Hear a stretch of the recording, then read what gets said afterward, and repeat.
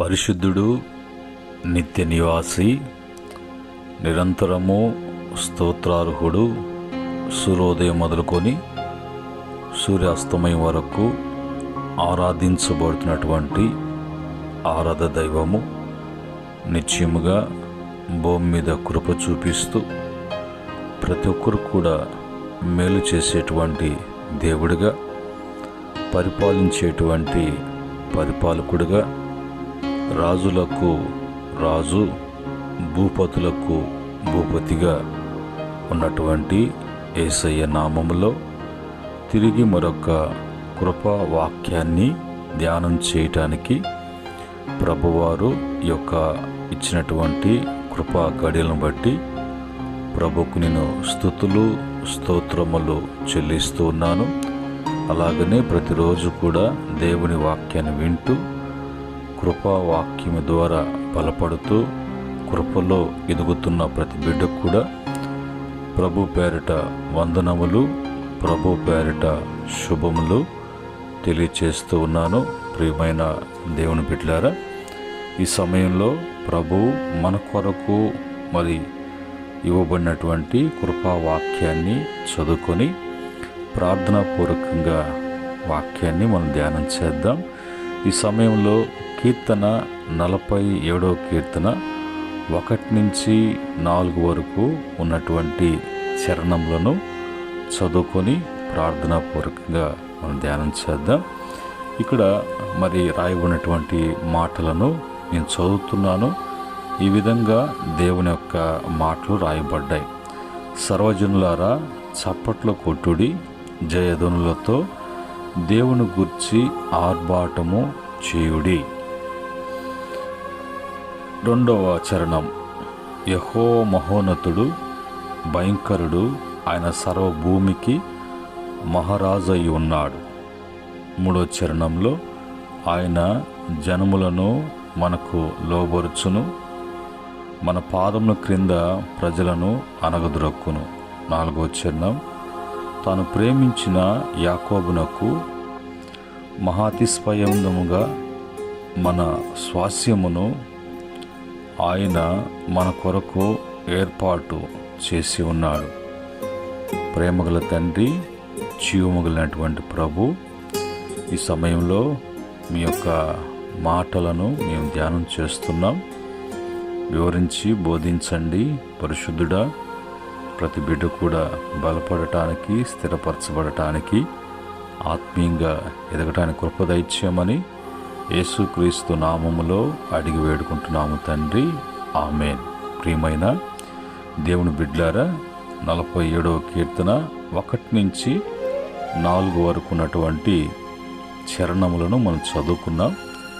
ఇక్కడ మరి మొదటగా భక్తుడు అతను ఏదైతే చేస్తున్నాడో, ఏదైతే చేశాడో అదే అందరూ చేయండి, ఆ విధంగా మీరు చేసి మీరు కూడా దేవుని వలన మేలు పొందుకోండి.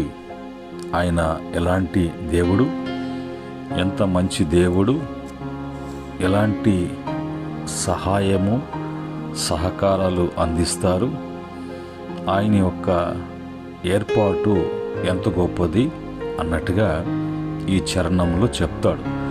మొదటగా అంటాడు, సర్వజనులారా, అంటే ప్రతి ఒక్కరు కూడా చప్పట్లు కొట్టి జయధ్వనులతో దేవుని గురించి ఆర్భాటము చేయుడి. ప్రభుని ఎల్లవేళలా ఆయనను ఎన్ని విధాలుగా ప్రభుని మహిమపరచడానికి అవకాశాలు ఉన్నాయా? నోటి ద్వారా, చేతి ద్వారా, వాయిద్యాల ద్వారా, మరి శక్తి కొలిది ప్రభుని ఏ విధంగా గణపరచాలో ఆ విధంగా చేయాలి.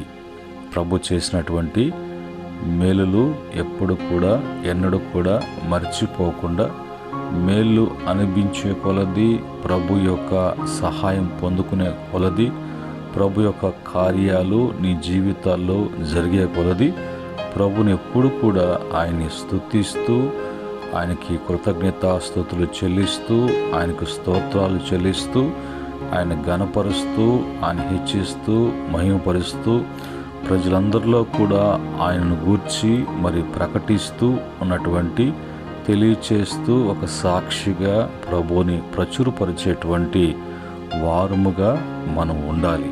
ఎందుకు ఆయన అలాగా మరి చేశాడు, ఎందుకు మనం అలాగ చేయాలంటే 2వ చరణంకి వచ్చినప్పుడు యెహోవా మరి మహోన్నతుడు, ఆయన ఉన్నతమైనటువంటి గొప్ప స్థానములో పరలోకములో నివసించేటువంటి దేవుడు, ఆయన భయంకరుడు అనంటే మరి ఆయన మించి, ఆయనకు పోటీగా, ఆయనకు వ్యతిరేకంగా ఏది కూడా నిలబడటానికి, జరిగించటానికి ఆయనకు మించిన శక్తి, ప్రభావము భూమి మీద కానీ పరలోకంలో కానీ ఎక్కడ, ఎప్పుడు, ఎన్నడూ కూడా లేవు.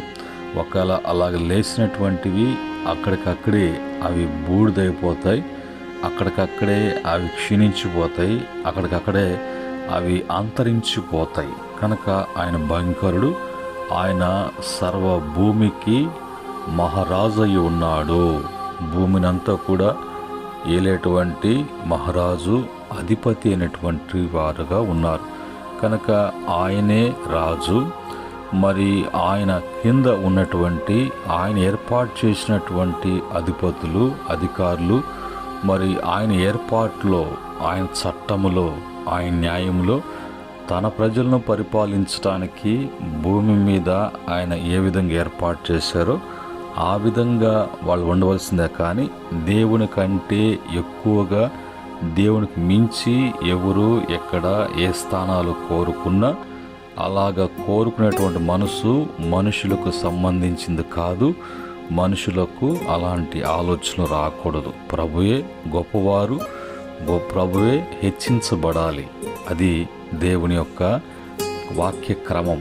అలాగున్న ప్రతి బిడ్డ కూడా ఎప్పుడు కూడా వాళ్ళ జీవితాలలో ఎలాంటి మేలు అనుభవిస్తారు. 3వ చరణంలో ఆయన జనములను మనకు లోబరుచును. మనకు వ్యతిరేకంగా లేచేటువంటి జనులు ఉంటారు, వ్యతిరేకంగా పనిచేసేటువంటి వారు కూడా ఉంటారు. అలాంటి వారిని లోబరుస్తారు. మనకు వ్యతిరేకతలు ఎన్ని ఉన్నా కూడా అది మనకు లోబర్చబడడం అనేది జరుగుతుంది. మన పాదముల కింద ప్రజలను అనగదొరుకును. ఒకవేళ వారి రెచ్చిపోతూ ఉన్నటువంటి వారు మనకు ఒకవేళ మనల్ని ఏదో చేయాలని విజృంభించేటువంటి వారిని అందరూ కూడా దేవుడు అణిచివేస్తాడు. 4వ చరణంలో మరి తాను ప్రేమించినటువంటి యాకోబు యొక్క సంతానము అతిశయ స్పందముగా మన స్వాస్యమును ఆయన మన కొరకు ఏర్పాటు చేసి ఉన్నాడు. మనకు యాకోబుకి ఏ విధంగా అయితే స్వాస్యాన్ని ఏర్పాటు చేశాడో ఆ వంశవాళ్ళలో యేసుక్రీస్తును బట్టి దేవుని ప్రజలుగా పిలువబడుతున్న మనము, అబ్రహాము యొక్క సంతానములో కలపబడినటువంటి మనము ఈరోజు మనకు దేవుడు ఏర్పాటు చేసేటువంటి స్వాస్థ్యం, మనకు లోబరిచేటువంటి సమస్తం, మనలను ప్రభు ఆయన ఎంత గొప్ప దేవుడో అంత గొప్ప దేవుడిగా మనకు రాజుగా ఉన్నటువంటి పరిపాలకుని విషయంలో సర్వజనులైనటువంటి మనము చప్పట్లు కొడుతూ జయధ్వనులతో దేవుని గురించి ఆర్భాటము చేసేటువంటిగా, ఆరాధించేటువంటి వారముగా మన చేత ఆయన ఎప్పుడు కూడా ఆరాధించబడేటువంటి మన ఆరాధ దైవమైనటువంటి దేవుడు. ఆయనకి మహిమ కలగాలి. ఈరోజు ఈ యొక్క చదువునటువంటి మాటల నుంచి ఒక మాట మనం తీసుకొని, ఏంటా మాట అంటే లోబరుచు దేవుడు. మనకు సమస్తమును కూడా లోబర్చగలిగినటువంటి దేవుడు, స్వాధీనపరచు దేవుడు, లేక ఆధీనములో ఉంచేటువంటి వాడు. కనుక ఈరోజు మన దేవుడు మనకు వ్యతిరేకంగా ఏది లేచినా, మనకు ఆటంకాలుగున్నా, మనకు అభ్యంతరాలు కలిగిస్తున్నా, మనలను ఒడిదుడుకులను లేదంటే మనలో కలవరాన్ని కల్పించాలని ఏదేదో కొట్టలు పంతున్నా కూడా అవన్నిటిని కూడా ప్రభు మనకు లోబరిచి మన ద్వారా వాటిని అణిచివేసేటువంటి శక్తిమంతుడైనటువంటి దేవుడు మన దేవుడు. కనుక ఈరోజు లోబరుచుట, దేవుడు మనకు సమస్తమును లోబరుచుట. ఈ లోబరుచుట అనేది ఏంటి? బైబిల్ ఏం చెప్తుంది? బైబిల్ వాక్యంలోకి వెళ్ళి మనం ఏం తెలుసుకోవాలి? దేవుడు ఆది అందే మరి ఆదామును అవ్వను, మొదటి పురుషుడును మొదటి స్త్రీని, వారిని ప్రభు కలుగు చేసి వారిని జతపరిచిన తర్వాత వారికి దేవుడు ఇచ్చినటువంటి ఆధిక్యత ఏంటి అంటే, ఆది కాండము 1వ అధ్యాయము 8వ వచనంలో దేవుడు వారిని ఆస్వాదించెను. ఎట్లనగా, మీరు ఫలించి అభివృద్ధి పొంది విస్తరించి భూమిని నిండించి దానిని లోబరుచుకొనుడి. సముద్రపు చేపలను, ఆకాశ పక్షులను, భూమి మీద ప్రాకు ప్రతి జీవిని ఏలుడని దేవుడు వారితో చెప్పెను. తన బిడ్డలకు, తన ప్రజలకు, తన చేత సృజించబడినటువంటి వారికి ఆయన అధికారము కింద, ఆయన పరిపాలనలో ఉన్నటువంటి లోబడినటువంటి బిడ్డలకు దేవుడు ఆ విధంగా ఆయన అనుగ్రహిస్తారు. ఆ విధంగా అనుగ్రహించి ఉన్నారు. అవన్నీ కూడా మనకిచ్చినటువంటివే. అయితే ఆదాము అవ్వ వాళ్ళు పాపము చేసి దేవుని ఆజ్ఞ అతిక్రమించి వారు చేసినటువంటి మరి ఆ పొరపాటును బట్టి, ఆ ఆజ్ఞ అతిక్రమం బట్టి పాపం చేసి భూమిని అంతా కూడా మలినము కావటానికి, భూమి అంతా కూడా బలత్కారంగా సాతానుడు స్వాధీనపరుచుకొని తన వశములో ఉండి వాడు ఏదో చేయాలని ప్రయత్నాలు చేస్తూ ఉన్నాడు. అయినా కూడా దేవుని యొక్క మహాకృప మనల్ని విడిచిపెట్టక మనల్ని తిరిగి యేసుక్రీస్తు ద్వారా మనలందరూ కూడా తిరిగి తన యొక్క బిడలుగా తనతో సమాధానపరుచుకోవటానికి క్రీస్తు యొక్క కలువరి యొక్క సిలువ రక్తం చేత సంధి చేసి, అది పరలోకమైనా సరే భూలోకమైనా సరే సమస్తము కూడా తనతో సమాధానపరుచుకునేను సిలువ రక్తం చేత సంధి చేసి. కనుక ఈరోజు మనకు అదే ఆశీర్వాదాన్ని తిరిగి జలమయముతో నాశనం కాబడినటువంటి భూమిని తిరిగి ప్రభు నూతనపరిచి, మరి ఆ వాగ్దానము నోవాహు సంతానము వంశముల ద్వారా తిరిగి మరి అది కంటిన్యూ కావటానికి, మనమంతా కూడా అర్హులు కావటానికి యేసుక్రీస్తు యొక్క మరి ద్వారా మనకు ప్రభు ఆ భాగ్యాన్ని అనుగ్రహించారు. ఈరోజు మరి ఆ మాటను బట్టి బైబిల్లో మనం చూసినప్పుడు మరి బైబిల్లో నుంచి కొన్ని విషయాలు మరి భక్తులు ఏమంటున్నారు, వాక్యము ఏం చెప్తుంది, మనకు ఏమి బోధన చేస్తుంది, మనము ఏ విధంగా వాక్యాన్ని మరి ఆ బోధన ద్వారా తెలుసుకొని మనం సరిచేసుకోవాల్సిన విషయాలు ఏంటి అని చూసినప్పుడు 2వ సమూయేలు గ్రంథము 22వ అధ్యాయము 48వ వచనములో ఉన్నటువంటి మాటలు, ఆయన నా నిమిత్తము ప్రతిదండన చేయు దేవుడు, ఆయన నా నిమిత్తము పగ తీర్చు దేవుడు, జనములను నాకు లోబర్చువాడు ఆయనే. ఈరోజు మరి దావీదు గురించి ఆ మాటలు చెప్పబడుతున్నాయి. దావీదు ఎంత శత్రు పోరాటములో ఉన్నప్పుడు, ఆ పోరాటములో వ్యతిరేకతలో కడుపును పెట్టినటువంటి బిడ్డలే, తను నమ్మినటువంటి స్నేహితులే, బంధువర్గము అన్నీ కూడా మరి ఆయన వెళ్తున్నటువంటి ప్రజలు అతనికి మరి ప్రతికూలంగా ఉన్నప్పుడు, అతను మరి ఆ యొక్క సందర్భంలో ప్రభు యొక్క శరణ కోరినప్పుడు, ప్రభుని ఆశ్రయించినప్పుడు, ప్రభుని దుర్గముగా ఆయన కేడముగా ఏర్పాటు చేసుకున్నప్పుడు, ఆయన ఏర్పాట్లో ఉన్నప్పుడు ప్రభు అవన్నిట్లో నుంచి ప్రభు నన్ను బయటికి తీసుకుని వచ్చి, నన్ను ఏది వ్యతిరేకం ఉందో వాటన్నిటిని కూడా తిరిగి నాకు లోబర్చినటువంటి దేవుడు, ఆయన పగ తీర్చుకునేటువంటి దేవుడు, ప్రతి దండన చేసేటువంటి దేవుడు అని భక్తుని యొక్క అనుభవంలో భక్త పలుకులు ఆ విధంగా పలికారు. మన జీవితంలో కూడా మరి అలాగా ప్రభు యొక్క సహాయం పొందుకుంటూ మేలు అనుభవిస్తూ ఆ క్రమంలోని ఆ మార్గంలోని ఆ సత్యములోనే స్థిరులుగా ఉండటానికి మనల్ని మనం ఎప్పుడు కూడా ప్రభు దృష్టిలో ప్రభుకు ప్రతిష్ఠించుకున్నటువంటి వారముగా, మనల్ని మనం అప్పగించుకున్నటువంటి వారంగా, మనల్ని మనము ప్రభు యొక్క మరి సాధనములుగా ఉండునట్లుగా చూసుకోవాలి.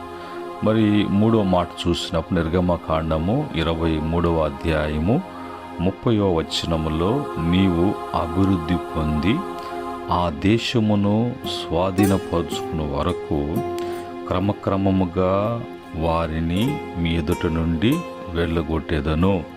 మీరు అభివృద్ధి పొంది ఆ దేశమును స్వాధీనపరుచుకోవటము, లేదంటే ప్రభు దాన్ని నీకు లోబరచటము అని చేసిన తర్వాత క్రమక్రమముగా మరి వారిని మరి ఎవరు వాళ్ళు అన్యులో దేవునికి వ్యతిరేకంగా అవిధేయులుకున్నటువంటి వారి యొక్క మధ్యలోకి పితరులతో మరి ప్రమాణం చేసినటువంటి ఆ ప్రదేశము కానానుకు మరి దేవుని ప్రజలను తీసుకువెళ్ళినప్పుడు వారిని అక్కడ క్రమక్రమంగా మహావృద్ధి వాళ్ళు పరచబడుతున్నప్పుడు వాళ్ళ అభివృద్ధిని చూసి, వాళ్ళకు ఎదుగుదలను చూసి, వాళ్ళకు బాగోగులను చూసి తన ప్రజలకు హాని కలిపెట్టేటువంటి వారు ఎవరు ఉన్నా సరే క్రమక్రమముగా వారిని మరి వారి యొద్ద నుంచి వెళ్ళగొట్టినట్లుగా మనల్ని కూడా ప్రభు ఆ విధంగా ఆయన అభివృద్ధి పరచుటలో, మనల్ని క్రమపరచుటలో, ఆ విధంగా మేలు అనుభవించుటలో ప్రభు యొక్క మరి సహాయము, ఆ విధంగా స్వాధీనపరచటం, లోబరచటం అనేది దేవుని వలనే అది సాధ్యం. కనుక మనకు ఇన్ని ప్రభు అవకాశాలు, ఇంతగా మనకు ప్రభు మంచి మేలు చేస్తున్నప్పుడు మనం ప్రభుని విడిచిపెట్టి లోకాన్ని మనం ఆశ్రయించవచ్చా? ప్రభును కాదని వేరొక వాటిని ఇష్టపడి వాటి యొక్క క్రమాలను, పద్ధతులను అనుసరించటము అది న్యాయమా అనేది ప్రశ్న వేసుకొని ఆ ప్రశ్నకు వచ్చేటువంటి జవాబును బట్టి సరిచేసుకోవటం, సరిదిద్దుకోవటం, తిరిగి ప్రభు యొక్క ఉపదేశ క్రమంలోకి రావటానికి తీర్మానం చేసుకున్న బిడ్డలందరూ కూడా అభివృద్ధి చెందుతారు. తర్వాత 4వ మాటగా మరి యెషయా గ్రంథము 54వ అధ్యాయం 3వ వచనం 1 నుంచి 10 వరకు చూసినప్పుడు అనేక మాటలు అక్కడ రాయబడ్డాయి. ఇక్కడ అనేటువంటి మాట 3వ వచనములో, కుడివైపుకును ఎడమవైపుకును నీవు వ్యాపించెదవు, నీ సంతానము అన్ని జనుల దేశమును స్వాధీనపరచుకును, పాడైన పట్టణములను నివాస స్థలముగా చేయును. ఇది ప్రభు వలనే, ప్రభువే తన యొక్క బిడలకు ఇవ్వటానికి, ఆయన ఆ విధంగా కుడికి ఎడమకు విస్తరించడానికి, సమస్తము కూడా తన బిడలకు లోబరిచేటువంటి దేవుడిగా ఉన్నాడు. దీన్ని బట్టి ఫిలిప్పీ పత్రికలో 3వ అధ్యాయం 21వ వచనములో భక్త పౌలు అంటాడు, సమస్తమును తనకు లోపరుచుకున్న జాలనే శక్తిని బట్టి ఆయన మన దీన శరీరమును తన మహిమగల శరీరముకు సమరూపము గలదానిగా మార్చును. అంత శక్తి గలవాడు, అంతగా ఆయన మరి చూడండి మన దీన శరీరాన్ని ఆయన యొక్క మహిమా శరీరముకు సమరూపముగా మార్చుటకు ఆయన ఈ లోకానికి వచ్చారు. అంటే ఎక్కడ మహిమను కోల్పోయాడో మానవుడు పాపం చేసి, తిరిగి ఆ యొక్క మొదటి ఆదాము పొరపాటును సరిచేయటానికి కడపటి ఆదామైనటువంటి యేసుక్రీస్తు ద్వారా సమస్తము కూడా మన జీవితాలలో సాధ్యపరచబడినట్లుగా కృప చూపించేటువంటి దేవుడిగా ఉన్నాడు. కనుక దీన్ని బట్టి భక్తులు కూడా వాళ్ళ యొక్క నోరారా పలికినటువంటి మాటలు ఏంటంటే 119వ కీర్తన 112వ చరణములో, నీ కట్టడలను గైకొనుటకు నా హృదయమును నేను లోబరుచుకుని ఉన్నాను, ఇది తుది వరకు నిలుచు నిత్య నిర్ణయము అని అంటాడు. కనుక మనము కూడా మరి లోక ఆశలకు శరీరాశలకు, భూలోకమైనటువంటి ఆకర్షణలకు హృదయము పరుగులు తీసేటట్టుగా, మనసు మరి వాటిని ఆశించి ఆకర్షించేటట్లుగా కనుదృష్టి వాటి మీద ఉంచి వాటిలో స్థిరులై పాడవకుండా ఏది మనలను తన వశములో చేసుకొని పాడు చేయాలనుకుంటుందో దానినే తన లోబర్చుకొని మరి ఆయన కట్టడలను ఆజ్ఞలను అనుసరించే విధముగా ప్రభు ఏ విధముగా మనకు ఆజ్ఞాపిస్తున్నాడో వాటినన్నిటిని కూడా మరి పాటించటానికి నా హృదయము సహకరించటానికి, నా హృదయము అటు ఇటు ఎట్లా కూడా అది మరి మార్గాలు చూసుకోకుండా దానిని నేను లోబరుచుకుని ఉన్నాను, దాన్ని నేను కంట్రోల్ చేసుకుని ఉన్నాను. ఇది నిత్యము నిలుచు నిర్ణయము, తుది వరకు నిత్యము నిలుచు నిర్ణయము. ఇది ఎలాగ సాధ్యము అని అంటే భక్తుడు అంటాడు, నీ ఎదుట నీ పాపం చేయకున్నట్లు నా హృదయంలో వాక్యం ఉన్నది. నాయన మరి హృదయంలో పాపం లక్ష్యం చేస్తే నువ్వు నా మాటలు వినవని తెలుసు కనుక పాపము చేసేది చేయించేటువంటి ఆ వ్యాధి కలిగినటువంటి హృదయాన్ని వాక్యం చేత లోబర్చుకుని ఉన్నాను. మరి ఇంకొక విన్నపం ఏంటంటే దురాభిమాన పాపము నన్ను ఏలనీయకుండా ప్రభా అది జయించటానికి శక్తిని ఆ కాపుదలను ఇవ్వు అని అంటాడు. బుద్ధిహీనులు భక్తిహీనులు నా యొక్క చుట్టూ ఉండగా వారి ఉన్నప్పుడు నోరు తెరిచి ఏది కూడా మాట్లాడకుండా నా నోటికి చిక్కము పెట్టుకుని ఉన్నాను. దుష్టుల సహవాసం కానీ, విగ్రహారాధిక సంబంధాలు కానీ, లోక సంబంధమైనటువంటి వారితో కానీ స్నేహము చేయటము, వారితో పొందిక పెట్టుకోవటము నాకు అసహ్యము అన్నట్టుగా తను తాను ప్రత్యేకించుకున్నట్లుగా, తను తాను పరిశుద్ధపరచుకుంటున్నట్లుగా, తను తాను దేవునికి ఇష్టడుగా, తను తాను ప్రభుకి అర్పణగా అర్పించుకునేటువంటి భక్తి జీవితాన్ని కొనసాగించినటువంటి భక్తులు వారు సమస్తము కూడా ప్రభు వారిని అభివృద్ధిపరచడంలో కానీ, వారికి లోబరచడం కానీ, స్వాధీనపరచడం కానీ, స్థిరపరచడం కానీ, ఆనందింపచేయటం కానీ, వాళ్ళ యొక్క ఎదుగు బొదుగు కానీ, కుటుంబాలు పిల్ల చెల్ల అంతా కూడా ఆశీర్వాదకరంగా ఉంటూ వారికంటూ ఒక స్థితిని స్థాయిని కలుగు చేసినట్లుగా ఈ ఉదయకాలం మందు మరి ఈ వాక్యం వింటున్నటువంటి ప్రియ దేవుని బిడ్డ, నీ జీవితంలో కూడా ఆయన సమస్తమును నీకు లోబరిచేటువంటి దేవుడు. అందును బట్టి నువ్వు ఏది లోబర్చుకోవాలో, ఏది నీ యొక్క స్వాధీనంలో ఉంచుకోవాలో అది భక్తుడు చెప్పినట్లుగా మనం ఎప్పుడు కూడా ఎల్లవేళలా ఆయన్ని మనము మరి చప్పట్లు కొడుతూ జయధ్వనులతో ఆర్భాటముతో ఆయన్ని ఆరాధించేటువంటి ఆయన ఆరాధికులంగా, ఆయన పనిముట్లుగా, పాత్రలుగా ఈ లోకంలో జీవిస్తూ అన్ని విషయాల్లో అభివృద్ధి చెందుతూ, అన్ని విషయాల్లో ఫలిస్తూ, అన్నిట్లో కూడా మనము కుడికి ఎడమకి ప్రభు మహిమ కొరకు విస్తరించినట్లుగా ప్రతి బిడ్డ కుటుంబానికి ప్రభు అలాంటి సహాయము అందించునుగాక. ఆమెన్. కృపగల తండ్రి పరిశుద్ధుడా మీకు వందనాలు. ఉదయకాలము నీ మాటలను బట్టి స్తుతిస్తున్నాం తండ్రి. బిడ్డలు ఈ మాటలను బట్టి బలపడటానికి, ఈరోజు కలవరము అనేది చూసినప్పుడు భయ ఆందోళనన్నింటిలో నుంచి బిడ్డలు తేరుకొని ఒక ధైర్యము కలిగి నీ అభయాన్ని బట్టి బిడ్డలు నాయన సమస్తము కూడా ఏలేటువంటి అధికారములోకి రావటానికి, వారిలో క్రమపరచుకోవాల్సినటువంటి సరిదిద్దుకోవాల్సినటువంటి ఆ దిద్దుబాటు తెలుసుకొని బిడ్డలందరూ కూడా నాయన ఆస్వాదించబడటానికి నీ ఆశీర్వాదంలో ఉన్నటువంటి 7 మేళ్ళు బిడ్డలు అనుభవించి కృప దయచేయమని యేసుక్రీస్తు నామములో అడిగి వేడుకుంటున్నాము తండ్రి. ఆమెన్. పరమందు ఆశ్రయినటువంటి తండ్రి ప్రేమ, కుమారుడైనటువంటి యేసుక్రీస్తు కృప, పరిశుద్ధాత్మ యొక్క సహవాసం మాటలు వింటున్న బిడ్డలకును, అనుసరిస్తున్న బిడ్డలకును, సకల పరిశుద్ధులకును, ఆయన దాసులకును సదా తోడై నడిపించునుగాక. ఆమెన్. దేవుడు మిమ్ములను మీ కుటుంబాలను కలిగిన యావత్తును కూడా దీవించి అభివృద్ధి పరిచి సమస్తమును కూడా ఏలుటకు మీకు అన్నీ కూడా లోబర్చును గాక. ఆమేన్.